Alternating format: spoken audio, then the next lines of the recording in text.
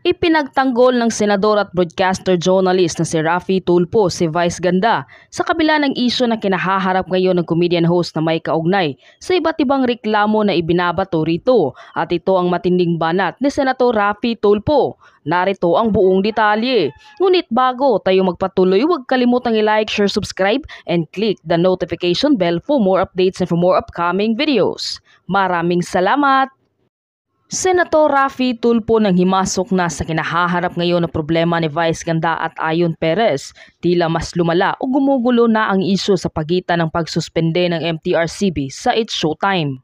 Sa katunayan ay kamakailan lang nang umugong ang balitang kinasuhan na sina Vice Ganda at Ayon Perez ng grupo ng mga broadcasters sa social media ng Pilipinas. Dahil nga dito tila nakahanap na ng kakampi o sandigan si Vice Ganda sa katauhan ni Senator Raffy Tulfo. Ayon sa radio announcer na si Kapitana Sisa ay tila hindi na masikmura ni Senator Raffy Tulfo ang mga nangyayari at mga masasamang salita na natatanggap ng kanyang kaibigan na si Vice Ganda. Dagdag pa ay sana raw wag nang sumawsaw ang ibang tao sa isyong ito at hayaan na lamang ang ahensya ng MTRCB ang magbigay o magpataw ng parusa kung talagang may nilabag na batas sina Vice Ganda at Ayon Perez.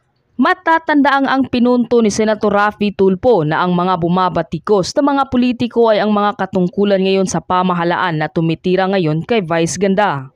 Dahilan para linawin ni Vice Ganda sa ilang episode ng It's Showtime na hindi siya tatakbo ng kahit anong posisyon sa politika.